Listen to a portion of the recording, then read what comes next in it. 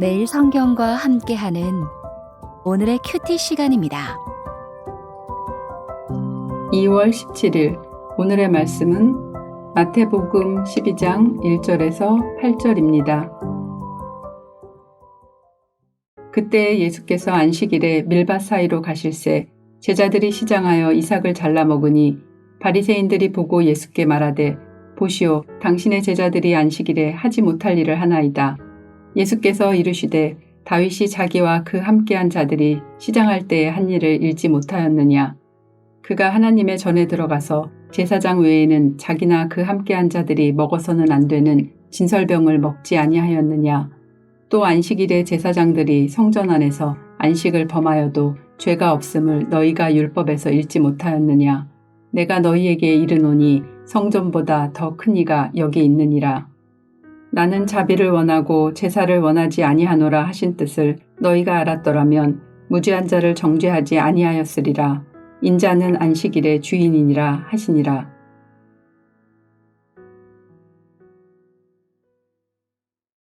율법은 모세로 말미암아 주어진 것이요 은혜와 진리는 예수 그리스도로 말미암아 온 것이라 하셨습니다. 주님으로 인해 은혜와 진리 가운데 깊이 뿌리 내리는 묵상 되시길 예수님의 이름으로 축복합니다. 수고하고 무거운 짐진 자들아 다 내게로 오라 하는 안식 초청에 이어 안식일 논쟁이 이어집니다. 이 논쟁에서 예수님은 자신을 참된 안식의 주인으로 소개하십니다. 1절과 2절은 바리새인들의 문제 제기이고 3절부터 8절은 예수님의 답변입니다. 예수님께서 안식일에 제자들과 밀밭 사이를 지나가십니다. 제자들이 배가 고파서 밀 이삭을 잘라 먹습니다. 바리새인들이 이 모습을 보게 됩니다. 바리새인들은 안식일을 지키라는 계명을 39개 금지 조항으로 세분화했습니다. 제자들의 행동은 금지 조항에 해당되어 안식일을 지키라는 계명을 위반하였다라고 스승인 예수님에게 문제 제기를 하는 장면입니다. 이는 제자들의 잘못을 지적하면서 스승인 예수님을 비난하려는 의도입니다. 바리새인들은 배고픈 사람을 보며 연민의 눈빛이 아니라 손에 들린 규정을 보며 감시의 눈빛만 갖고 있는 사람들입니다. 예수님께서 제자들을 변호하십니다. 바리새인들이 잘 알고 있는 사무엘상 21장에 나오는 다윗의 일화를 들려주십니다. 다윗과 부하들이 배고팠을 때에 하나님의 전에 있는 진설병을 먹은 일입니다. 진설병은 성소 안의 떡상에 올려놓는 떡입니다. 하나님께 드리고 난 후 거두어 드린 진설병은 제사장이 거룩한 곳에서 먹었습니다.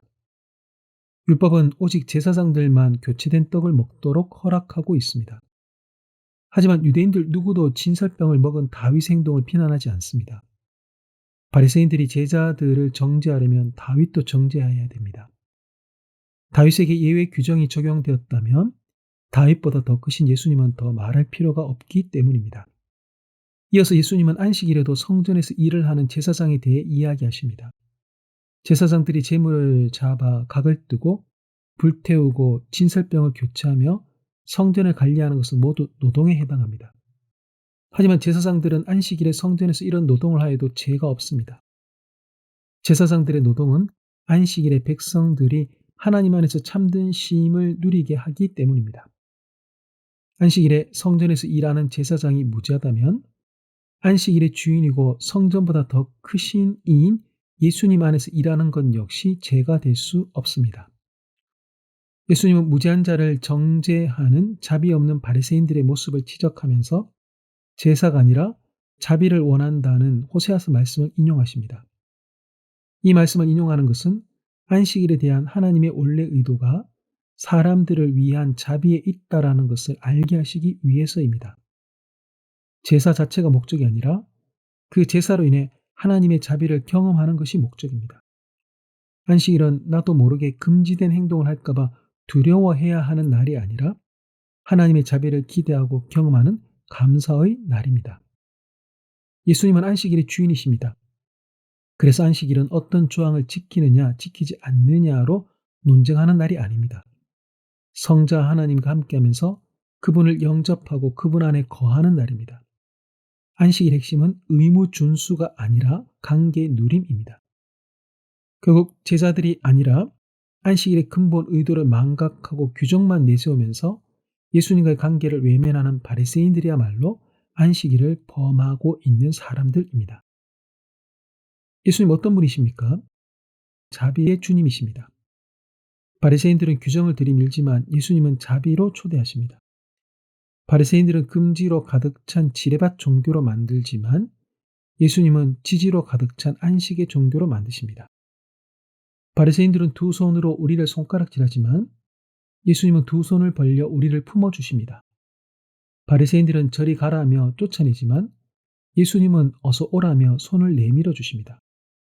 내가 왜 그러는지 누구도 관심이 없고 오히려 내 외모, 말투, 표정을 갖고 시비를 걸지만 단 한 분 예수님은 우리가 왜 그러는지 잘 아십니다.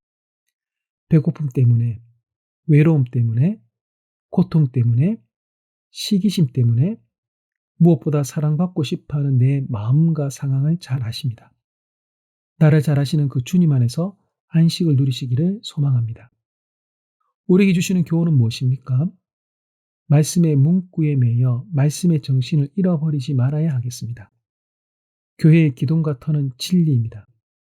교회는 진리로 말미암아 묶인 것이 풀려나 자유를 얻고 생명을 누리는 곳입니다. 혹 이와 반대로 더 얽매이고 생기를 잃어가고 있지 않는지 돌아보십시오.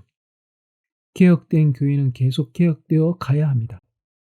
어느새 덕지덕지 붙은 규정들로 인해 한 성도가, 한 부서가, 한 교회가 신앙의 동력과 기쁨을 상실해 가고 있다면 더 이상 외면하지 말고 진리 아닌 것들을 속히 떼어 버리십시오. 규정으로 사람과 공동체를 움직이려고 하지 말고 자비와 긍휼로 나아가 말씀과 성령으로 움직이게 하십시오. 기도하겠습니다. 자비하신 하나님, 우리를 향한 하나님의 크신 자비와 긍휼에 감사드립니다. 저와 저희 교회가 하나님의 자비와 긍휼을 드러내게 하옵소서. 우리를 움직이는 것이 규정이 아니라 진리가 되게 하옵소서. 예수님의 이름으로 기도합니다. 아멘.